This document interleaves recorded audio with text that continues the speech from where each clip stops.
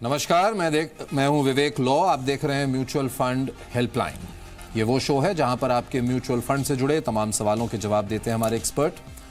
सवाल जवाब का सिलसिला शुरू करने से पहले आइए रोज की तरह बाजार का हाल जान लेते हैं। इकोनॉमिक सर्वे आया तो उसके बाद हायर लेवल्स पे थोड़ी सी profit booking definitely Indian markets पे देखने को मिली, लेकिन आज जो क्लोजिंग है वो रिकॉर्ड स्तरों की क्लोजिंग है।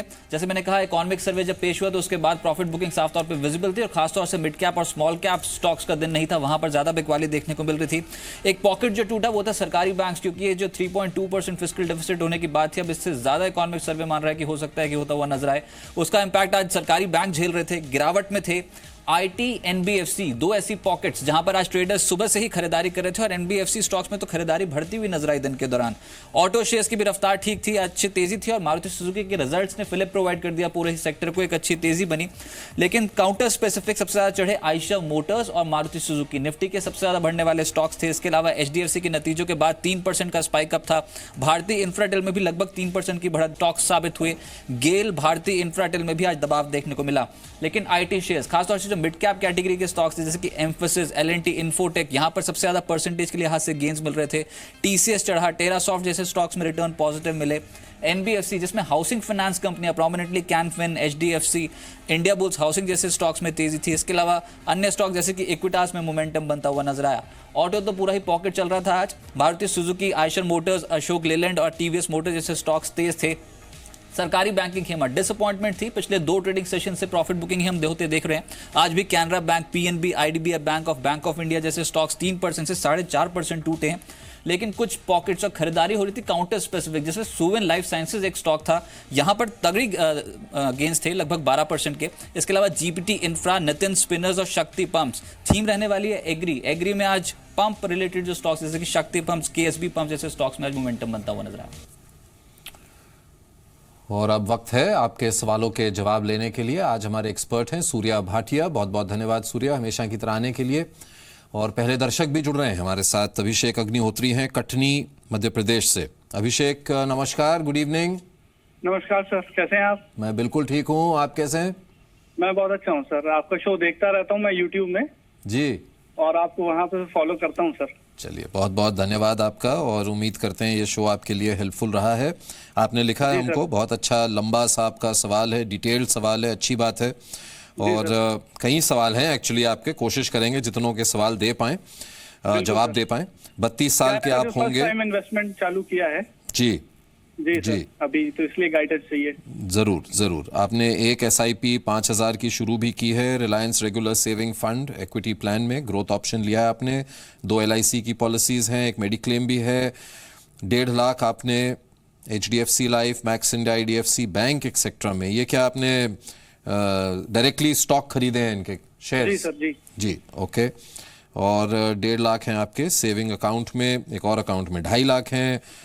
थोड़ा डिटेल में तो आपके पास है इनका पोर्टफोलियो सूर्या, काफ़ी तरह की इन्वेस्टमेंट्स कर रखी हैं इन्होंने, तो अगर आप इनको कंसोलिडेट करके रास्ता दिखा पाएं। और अपने पेरेंट्स के लिए भी इनका एक सवाल है। फादर इनके 62 के हैं, 2 एफडीज हैं 5-5 लाख की उनके पास, और मदर 58 की हैं, 2 एफडीज हैं 2-2 लाख की, यानी कि 4 लाख।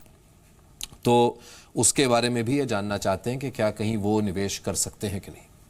देखिए अभिषेक, अगर आपका हम पूरा मिश्रण देखें जो आपके सवाल आए हैं और जो आपने अपने पेरेंट्स के लिए पूछा है, शुरू करते हैं आपके जो आपने म्यूचुअल फंड्स का जो आपका पोर्टफोलियो है और जो आप उसके अंदर एक्सपोजर एक क्रिएट करना चाहते हैं। एक फ़ंड है आपके पास जो कि मिड कैप बायस फंड है रिलायंस का। परफॉर्मेंस उसकी भी एवरेज है, तो अगर आपने अभी रिसेंटली ही शुरू किया है फ़ंड तो आप चाहें तो इस फंड को बदल भी सकते हैं। इससे बेटर परफॉर्मिंग फंड्स हैं मार्केट के अंदर। आप थोड़ा खुद भी स्टडी कीजिएगा, जो भी कोई आपको रिकमेंड करता है, चाहे अच्छे एडवाइजर्स भी हैं, बेहतर है कि आपकी नॉलेज भी बढ़ेगी उससे। आप कोशिश करिए थोड़ा समय निकाल कर फंड्स के ऊपर थोड़ा ध्यान दीजिए जो फंड्स आप खरीदते हैं। इसके अलावा जो आपकी राशि है सेव करने के लिए, कुल मिला के 10,000 और 5,000 जो आपकी ऑलरेडी चल रही है, 15,000 की अमाउंट है। इसके अंदर एक अच्छा मिश्रण बना सकते हैं पोर्टफोलियो का, एक लार्ज कैप, एक बैलेंस, एक मल्टी कैप, एक मिड कैप। और अगर आपको टैक्स सेविंग की ज़रूरत पड़ेगी तो आप ईएलएसएस भी उसके अंदर ऐड कर सकते हैं। बात करें जो आपने बैंक में डिपॉजिट्स रखे हुए हैं और साथ में सेविंग्स बैंक में भी काफ़ी बैलेंस रखा हुआ है, दोनों में आपके पास 4-4 लाख की अमाउंट पड़ी हुई है।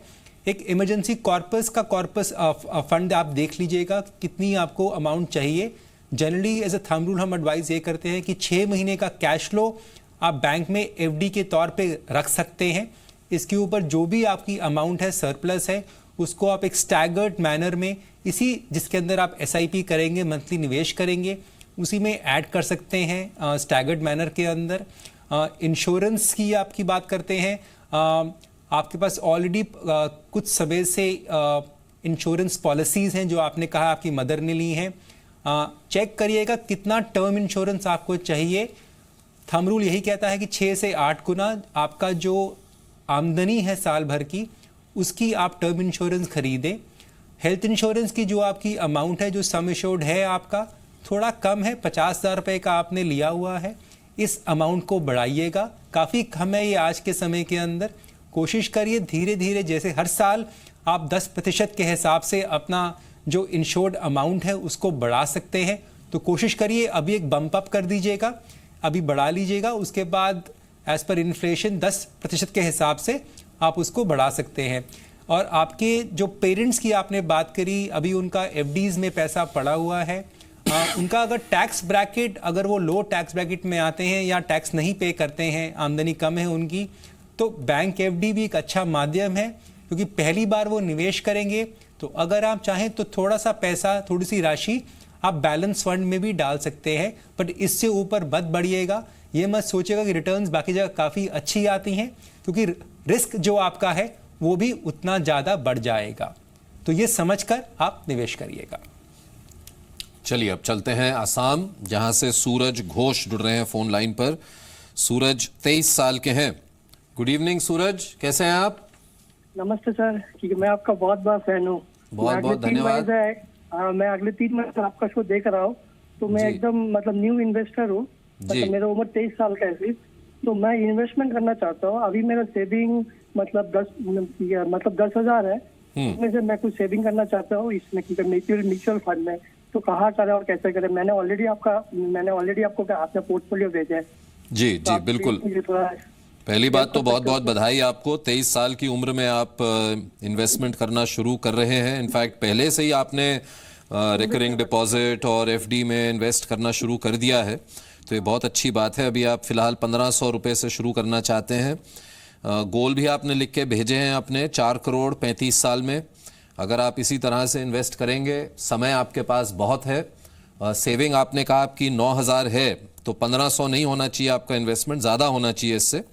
और हो सके तो कुछ आरडी और एफडी से निकाल कर भी आप निवेश करें, क्योंकि आपके पास बहुत लंबी अवधि है सूरज, और आप अच्छी खासी वेल्थ अपने लिए बिल्ड कर सकते हैं। आप क्या कहेंगे आप सूर्य? देखिए, अभी जो इनकी टैक्स ब्रैकेट है, या तो वो नील टैक्स ब्रैकेट में आते हैं या काफ़ी लोअर टैक्स ब्रैकेट में आते हैं 10% की। तो इन्होंने जो एफडी रखा हुआ है, तभी एफडी रखिएगा सूरज आप, अगर आप कंजर्वेटिव इन्वेस्टर हैं, रिस्क नहीं लेना चाहते हैं। बट क्योंकि आपकी उम्र आपके साथ है, अभी आप छोटे हैं, तो आप कोशिश करिए कि थोड़ा सा रिस्क लेना शुरू करें, थोड़ा समझिएगा रिस्क को, तभी आप बेहतर निवेश कर पाएंगे। आपने जो गोल्स भी मेंशन किए हैं, आप उन गोल्स को आसानी से अचीव कर पाएंगे अगर आप अपने रिटर्न्स के अंदर एक मात्रा जो देखेंगे, जिसमें इंक्रीमेंटल जो गेन देखेंगे, वो कम से कम 13 से 15% के हिसाब से अगर आप टारगेट करेंगे।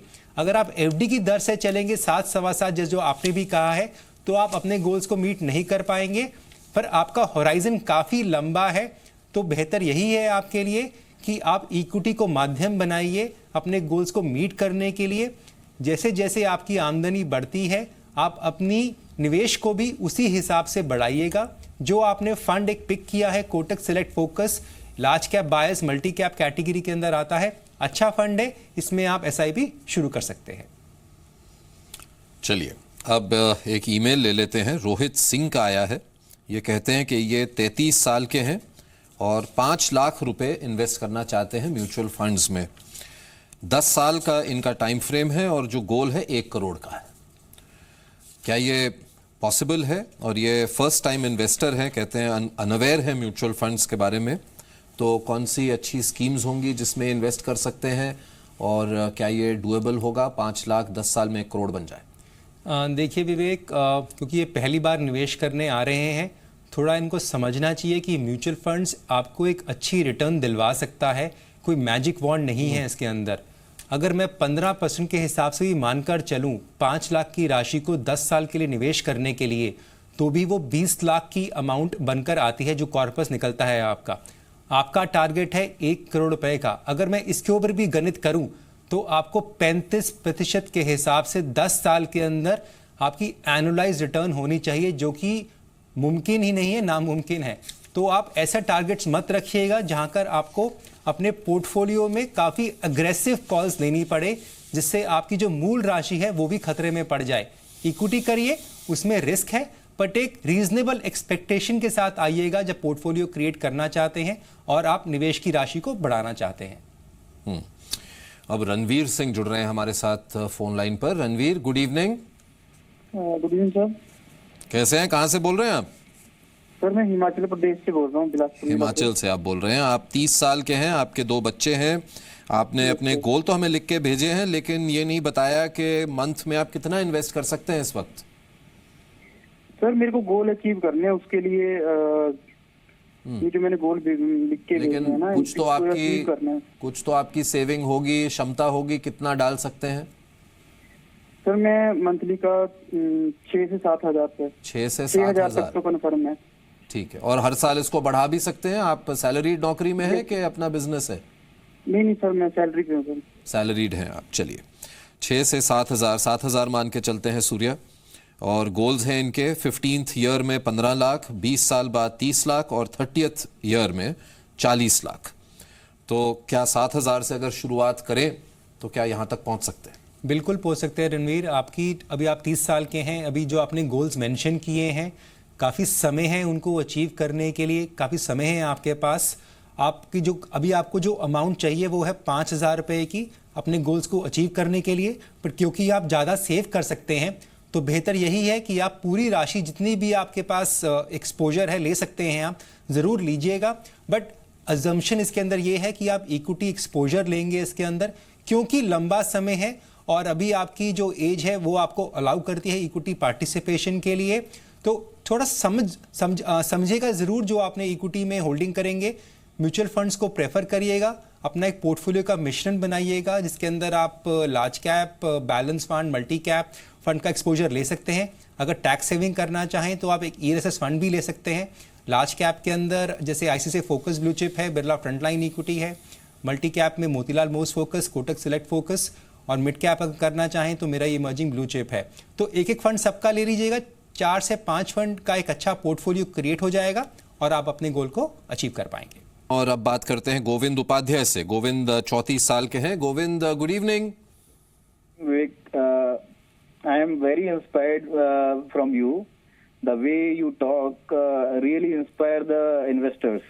बहुत बहुत धन्यवाद आपका गोविंद, बहुत खुशी हुई आपसे बात करके। Thank you for your kind words. आपने हमको अपना सवाल भी भेजा है। 7 स्कीम्स आपने खरीदी हुई हैं अभी, जिनमें आप 11,000 रुपए डाल रहे हैं, राइट? जी हेलो जी हाँ सर, जी हाँ जी। और प्लस 2 ELSS की भी स्कीम्स हैं आपके पास? ELSS की स्कीम मैंने टैक्स सेविंग के लिए ली हुई है जी। 2 स्कीम है ये। और बेसिकली मैं एक इसमें PNB मेट लाइफ में भी मैं एक इन्वेस्ट कर रहा हूँ। मेरे को नहीं पता था पहले कि जो इन्वेस्टमेंट है और इंश्योरेंस है उसको अलग रखना चाहिए अर्लियर। तो उसमें मैं 65,000 पर एनम का इन्वेस्टमेंट कर रहा हूँ। ये कब से कर रहे हैं आप? जी, ये कब से कर रहे हैं? इसको 3 इयर्स हो गए। 3 इयर्स। हाँ, और वो मैंने बेटी की पढ़ाई के लिए किया था इनिशियली, जब मेरे को म्यूचुअल फंड का आइडिया नहीं था इतना। ठीक। लेकिन जब से मैंने आपका शो देखना स्टार्ट किया तो मेरे को लगा कि म्यूचुअल फंड में इन्वेस्ट करना ज्यादा बेनिफिशियल है। That's why I started to invest in mutual fund. जी, ठीक। तो इसके बाद फिर मैंने AMC है एक आदित्य बिरला वाली, उससे मैंने स्टार्ट किया आदित्य बिरला से जी। और वहां से मैंने ये फंड परचेज करना स्टार्ट किया। तो फंड की जो नंबर्स हैं वो बहुत ज्यादा हैं और आप हमेशा सजेस्ट करते हो कि ये फंड मस्ट बी लेस जी, कम से कम होना चाहिए। करेक्ट। इनिशियली आइडिया नहीं था तो मैं फंड परचेज करता गया। कोई बात नहीं, अब सूर्या आपको बताएंगे कि क्या सही रास्ता है आपके लिए, और ध्यान से सुनिएगा, नोट कर लीजिएगा उनकी क्या राय है इस पर। सूर्या, गोल इनके बहुत तय हैं, डॉटर की मैरिज, अपनी खुद की रिटायरमेंट, जो कि आज से 20 और 26 साल दोनों जो गोल्स हैं, एक के लिए 1 करोड़ चाहिए, एक के लिए 2 करोड़ चाहिए, और करंट सैलरी इनकी अभी 50,000 है, 11,000 इन्वेस्ट कर रहे हैं। बताइए। देखिए गोविंद जी, आप जो भी निवेश कर रहे हैं, ऐसे विवेक ने भी कहा है, जो कि स्कीम्स हैं, 7 फंड्स के अंदर आपका SIP चल रहा है, 2 फंड्स में आपने लमसम निवेश किया हुआ है। तो 60 फंड्स का अगर हम ब्रेकअप देखें, स्प्लिट देखें, तो आपके पास 1 लार्ज कैप है, 1 मल्टी कैप है और 5 मिड कैप्स हैं। तो 5 मिड कैप थोड़े ज़्यादा हैं, थोड़े क्या काफ़ी ज़्यादा हैं। आप इनको कम करके आप 2 मिड कैप का एक्सपोजर ले लीजिएगा। ELSS भी 2 हैं। अच्छा, ये अच्छे फंड्स हैं, ELSS भी और मिड कैप्स भी, पर इतना ओवर डाइवर्सिफिकेशन करना भी कोई फ़ायदा नहीं देगा आपको लंबे समय के अंदर। तो आप एक ELSS भी कम कर सकते हैं और कोशिश करिएगा जो आप वन टाइम परचेज करते हैं ELSS के अंदर, बेहतर ये होगा कि इसके अंदर भी आप SIP के ज़रिए ही जाइएगा। तो अभी आप 11,000 रुपये की राशि करते हैं और बीच में टैक्स सेविंग के टाइम पे आप अपना 1 लाख या जो भी आपको राशि सेव करनी है 1.5 लाख की ATC के अंदर, उसका आप निवेश कर देते हैं। तो उसकी भी अगर आप 5 या 10,000 रुपये की अगर आप राशि बना लेंगे, जितना भी आपको टैक्स सेविंग चाहिए, तो ये बेहतर होगा आपके लंबे समय के लिए। आपके जो गोल्स की बात है अचीव करने की, जो आपकी राशि है 11,000 रुपये की, आप इसके अंदर अपने गोल्स को अचीव कर पाएंगे अगर आप अज्यूम करके चलें कि आपका इक्विटी का एक्सपोजर है और 15% की अगर हम एवरेज रिटर्न मानकर चलते हैं लंबे समय में, जो कि आपको मिल जानी चाहिए। आपको अपनी इन्वेस्टमेंट की अमाउंट को हर साल बढ़ाना पड़ेगा जैसे जैसे आपकी आमदनी बढ़ती है। अभी आपने अपनी PNB मेटलाइफ की पॉलिसी के बारे में भी बात करी है। आप कोशिश करिए कि आप अपना एक टर्म इंश्योरेंस करवा लीजिएगा और इस पॉलिसी को 5 साल के बाद, आपकी जिस दिन आपने ली है उससे 5 साल के पीरियड के बाद इसको रिव्यू करिएगा। अगर इसके अंदर आपको परफॉर्मेंस अच्छी मिलती है, आप चार्जेस भी इसके अंदर चेक कर लीजिएगा, नेट ऑफ चार्जेस रिटर्न जो आ रही हैं, अगर वो आपको मैच करती हैं फंड से तो रखिएगा, नहीं तो इसको भी आप सरेंडर करा सकते हैं। चलिए अब पटना चलते हैं, जहां से दीपक जुड़ रहे हैं फोन लाइन पर। दीपक, गुड इवनिंग, नमस्कार। Good evening sir. कैसे हैं आप? ठीक है सर? बिल्कुल ठीक है सर, आप कैसे हैं? बिल्कुल ठीक हूं मैं भी। आप 33 साल के हैं, अभी आप 5 से 6,000 तक सेव कर पाते हैं, और आपका सवाल आया है हमको कि 15 साल बाद आप अपने बच्चे की एजुकेशन के लिए 20 लाख रुपए चाहते हैं और 25 साल बाद शादी और अपने खुद की रिटायरमेंट के लिए 1 करोड़, और करंटली अभी आपने 2,500 की SIP की है एक्सिस मिड कैप के फंड में, राइट? जी, अभी आप 2,500 और करना चाहते हैं। एक आपने स्कीम चुनी है Mirae asset India opportunities. Surya, अगर ये 2,500 और अब और 2,500 यानी कि 5,000 के साथ शुरू कर रहे हैं, तो क्या ये गोल तक पहुंच पाएंगे? ये कोशिश करिएगा कि जो आपको टारगेटेड सेविंग है वो 6 से थोड़ी सी ऊपर लेके चले जाएं, 6,000 रुपये से ऊपर, तो आप अपने गोल्स के ऊपर काफ़ी क्लोज पहुंच पाएंगे। और जैसे हम हर बार बोलते हैं कि ये आपने अमाउंट तो अभी फिक्स कर ली है, बट आपकी सैलरी, आप जॉब करते हैं या आपका अपना बिजनेस है, उसमें जैसे जैसे आपकी इंक्रीमेंट होती है, बढ़ोतरी होती है आपकी इनकम के अंदर, कोशिश करिए उसी रेट से आप अपनी सेविंग को भी बढ़ाएं। तो इसमें करना क्या होगा आपको, जब आप ये मानकर चलेंगे कि जो मेरी सेविंग है वो भी एक तरह से एक मेरा खर्चा है, तो अब आसानी से इसको अपने सिस्टम में ढाल पाएंगे। आपका जो करंट इन्वेस्टमेंट किया है आपने SIP मिड कैप में, वो उसकी परफॉर्मेंस एवरेज है, तो आप मिड कैप फंड अपना चेंज कर सकते हैं। दूसरा फंड जो आपने मिराई इंडिया अपॉर्चुनिटीज़ का लार्ज कैप फंड है, ये एक अच्छा फंड है। इसमें एक्सपोजर आप शुरू कर दीजिए SIP के ज़रिए, और मिड कैप फंड को चेंज करके आप मिराई में भी जा सकते हैं, पर क्योंकि आपके पास ऑलरेडी मिराई का फंड है तो आप मिड कैप, एक दूसरा मिड कैप ले सकते हैं, जैसे LNT का मिड कैप है, वो पिक कर लीजिएगा, और ताकि आपको एक फंड डाइवर्सिफिकेशन भी मिल जाएगी। चलिए सूर्या, आपका बहुत बहुत धन्यवाद आने के लिए, हमेशा की तरह। म्यूचुअल फंड हेल्पलाइन में आज के लिए बस इतना ही।